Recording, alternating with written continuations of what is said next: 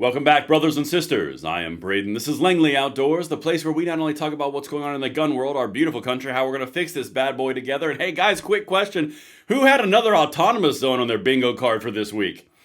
Yeah, this is starting to look more and more and more like that Trump 1.0. Everything I'm going to show you right now is linked in the description box below. This is breaking because things are on fire. We've got armor-clad Antifa. By armor, of course, I mean Rubbermaid trash can, shield-laden Antifa, rebellious nature people.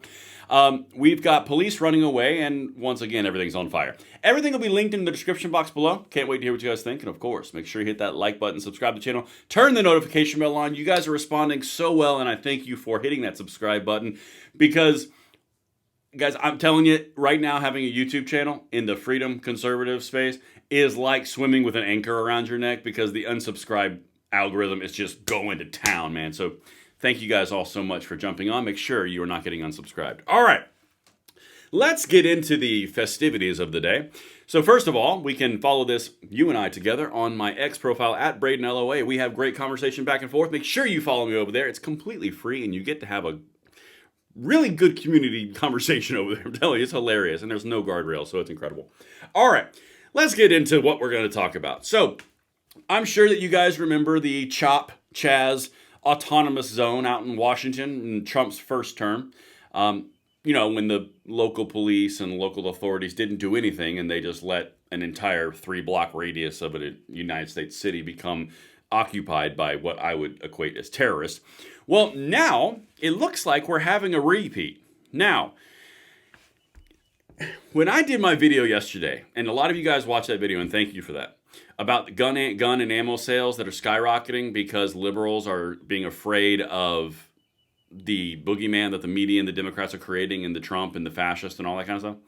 Well, I said in that video that it was starting to seem a lot of similarities that were popping up.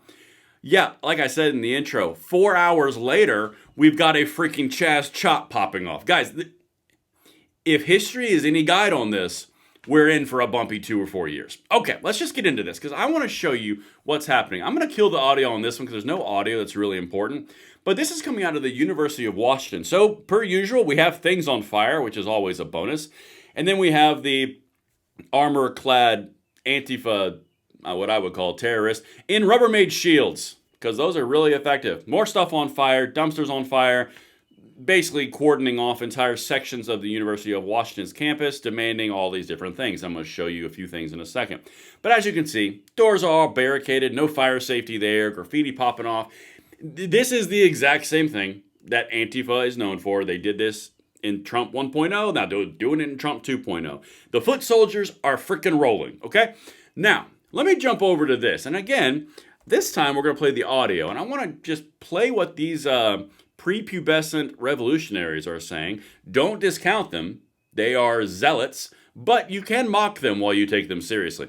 So here's the chants that are going on right now in the University of Washington. This was last night. So let's just see what's happening. We charge you with genocide. Please clear the street. Shut the fuck up! Shut the fuck up! Death to the police! Officers. Death to the police! You can be subject to arrest. Again, you can peacefully protest Kill the west yourself, sidewalk. Do not interfere with these Death officers. to the police! No way. Abolish the police! All right. Death to the police. Abolish the police. Basically overall merriment from the Antifa crowd. By the way, you ever notice it's always the prepubescent little weaklings? They're always in a crowd with their umbrellas and all clad in black, covering their faces with their Rubbermaid shields. It's never anybody who's actually been, successful in society. It's always the ones who are like, you're a bully and I'm going to get you. And then they run away. Real big talk until they get hit in the face, and then they immediately run away like cowards that they are. Yeah, you ever notice that? Anyway, this little guy right here, you see this guy in the white mask, which, litmus test warning, white mask in 2025. And the beanie right there, and the little black, cloak. Listen to what he says here. This is very interesting. By the way, the voice crack is a free little benefit. They're real strong! Every cop dead is a victory for the resistance! Every IOF soldier killed is a victory against colonialism! You can't make this. You can't make this up. Every cop dead is a victory for the resistance, says the little dweeb covering himself up over here. And then while he's screaming about resistance and rejecting colonialism, his voice actually cracks. Behold our opponents. Anyway, let's hear some more. Get a real job, dipshit! That one I particularly like. But there is a serious element to this, guys. When you're seeing the articles and stuff that I covered yesterday about liberals contemplating changing their entire life history and course for buying guns for safety, the perception of fear, the Antifa rising up, death to the police, also sound familiar? Burning stuff, autonomous zones, taking over schools. Now, there's a bit of a difference. This time, we've actually got a DOJ who claims to be for taking all this stuff down. And we'll see what happens. I genuinely don't know. But I can tell you right here, Harmeet Dillon, who is the Assistant Attorney General, not this again, so she's very well aware. So now we're going to see what happens with the AG. But I got one more thing I want to show you. So this is something that I swear it's only in blue cities, because I think the Jason Aldean song, Try That in a Small Town, would apply here. If you watch the police response to a bunch of helmet-wearing, Rubbermaid shield-bearing, Antifa tough guys, watch. This is the problem. You want the moral of this video? You want the nougat, the little, what's the best word? The takeaway? Sure. You don't do this to a bunch of little bullies who've never taken a punch in their lives, much less like, an F on a paper. Anyway.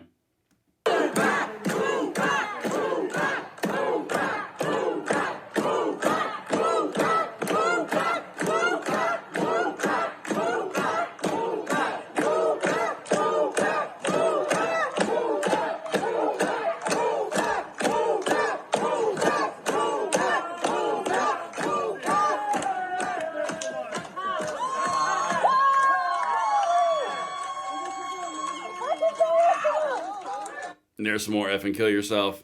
And they've established their lines again. You'll notice they backed them up to that little dumpster trash line where they're blocking the road. Straight out of Somalia. Black Hawk Down does ring a bell. So this is the problem. And this is the takeaway. When you have police and authority figures who put up with this kind of crap, then you're going to get more of this kind of crap. Think of it as children who constantly talk back and act out of line with no consequences. Believe me, there's going to be a consequence later in life. It's just the severity increases because real life hits them in the face. This is a bunch of kids who have never been had consequences in their life. Again, I would like to go right back to little homeboy right here. Where'd he go? Hold on a second. The prepubescent one right here. Every death is a resistance to colonialism. Oh, man. Let's reload it.